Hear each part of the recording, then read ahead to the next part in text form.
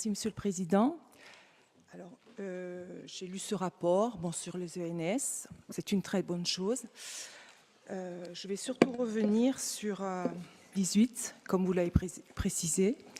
Cette préemption, à l'époque, quand elle a été faite, je ne sais pas si elle a été véritablement motivée, mais il faut qu'il y ait une motivation quand on fait une préemption dans le cadre des espaces naturels sensibles, dire quel est véritablement le projet que vous envisagez de faire quand vous préemptez sur ce type d'espace. Alors, je voulais savoir si à Cavallo, depuis 2018, vous avez pu intervenir. Quels sont les travaux que vous avez faits? Parce que dans le cadre d'une préemption sur les espaces naturels sensibles, il y a une obligation de réaliser les engagements que vous avez indiqués dans le droit de préemption dans les 10 ans de la préemption.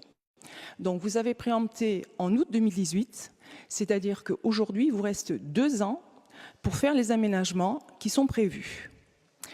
Donc je voulais savoir où vous en êtes, si aujourd'hui vous avez récupéré les loyers qui n'avaient pas été effectués par la collectivité, puisqu'un loyer c'est quérable. Si vous avez circonscrit l'assiette du bâti, parce que vous avez préempté sur un espace où il y a un bâti. Et les textes disent que quand il y a un bâti, la préemption des espaces naturels, un bâti en dur, la préemption est un peu délicate. C'est pas aussi simple. Comme vous le disiez, sur les espaces naturels sensibles, on ne peut faire que de l'habitat léger et préserver tout ce qui se trouve en fait en protection. Donc mon questionnement aujourd'hui, c'est surtout sur Cavallo. Quelles sont les démarches que vous avez faites?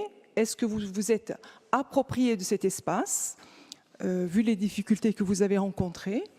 Voilà mon questionnement. Merci.